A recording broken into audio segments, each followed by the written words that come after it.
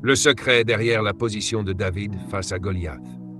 L'histoire de David face à Goliath est connue de presque tous, croyants ou non. Elle est souvent racontée comme le récit d'un petit contre un grand, du faible contre le fort, de l'impossible devenu possible. On la considère comme une belle leçon de courage.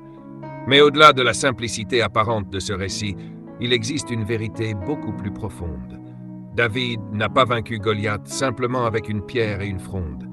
Il l'a vaincu à cause de sa position spirituelle, de sa foi enracinée et de son intimité avec Dieu.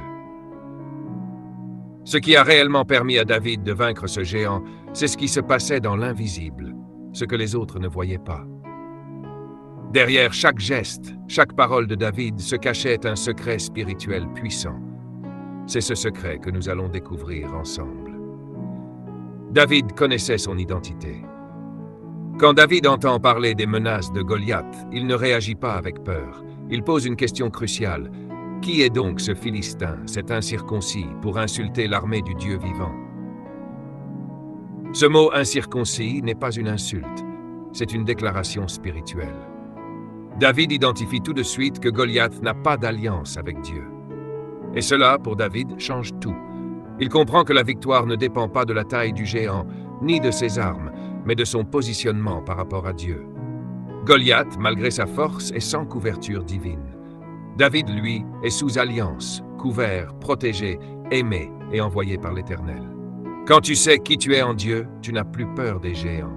Tu n'as plus peur des menaces, des mauvaises nouvelles, ni des défis impossibles, parce que tu sais que Dieu est avec toi.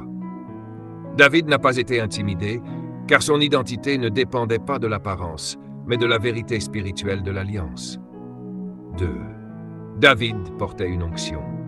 Avant ce combat, David avait été oint par Samuel sur ordre de Dieu pour devenir roi. Personne ne le savait.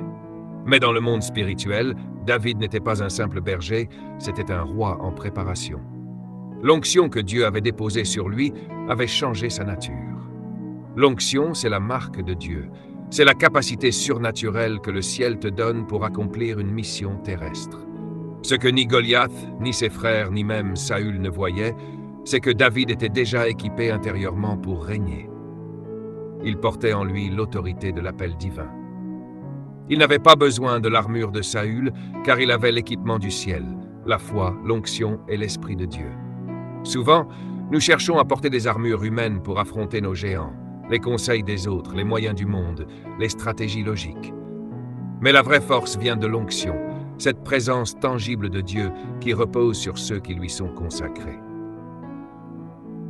3. David avait une mémoire spirituelle. Quand le roi Saül doute de sa capacité à affronter Goliath, David raconte une chose que peu auraient osé dire. Ton serviteur gardait les brebis de son père, et quand un lion ou un ours venait en enlever une du troupeau, je le poursuivais et je le frappais. Samuel 17, 35.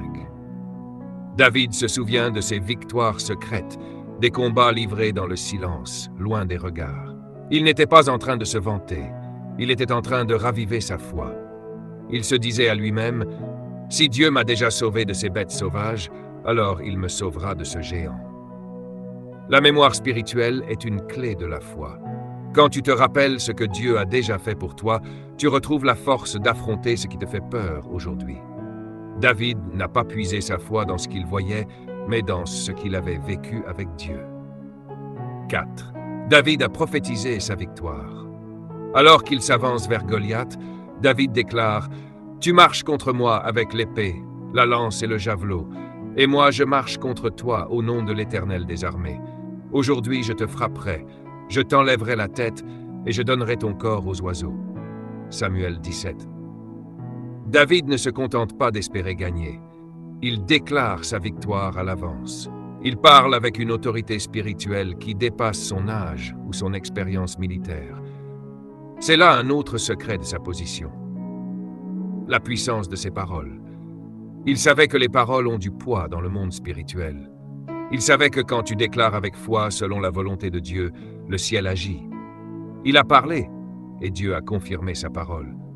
Ce n'est pas juste une pierre qui a frappé Goliath, c'est une parole relâchée par la foi, suivie d'un acte d'obéissance. Nos paroles façonnent nos combats. Ce que tu dis dans le combat a autant de puissance que ce que tu fais. Trop de croyants se taisent ou se plaignent quand ils sont attaqués, alors que David nous montre le contraire. Parle, déclare, proclame ce que Dieu t'a promis. 5. David a couru vers Goliath. Un détail impressionnant dans ce récit, c'est que David n'a pas attendu l'attaque. Il a couru vers le champ de bataille. David n'a pas fui, il n'a pas hésité. Il est allé au-devant du géant. Cela montre une chose, la peur ne dominait pas son cœur. Il n'était pas dans le doute. Il savait que Dieu allait livrer le géant entre ses mains. Ce courage ne venait pas de lui, mais de sa communion avec Dieu. Quand tu es rempli de l'Esprit, quand tu vis dans la présence de Dieu, le courage surnaturel te pousse à faire ce que les autres n'osent pas faire. Face au géant de ta vie, quelle est ta réaction? Est-ce que tu recules ou est-ce que tu avances avec assurance, porté par la promesse de Dieu? Conclusion. David n'a pas gagné à cause de son habileté.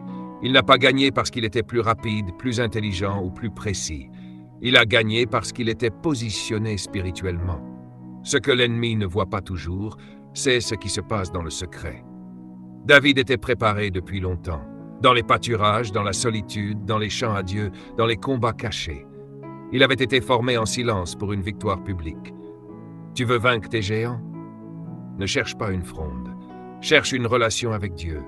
Cherche l'onction. Cherche la foi. Apprends à déclarer la victoire avant même qu'elle n'apparaisse. Nourris-toi du souvenir des délivrances passées. Reste ferme dans ton identité d'enfant de Dieu.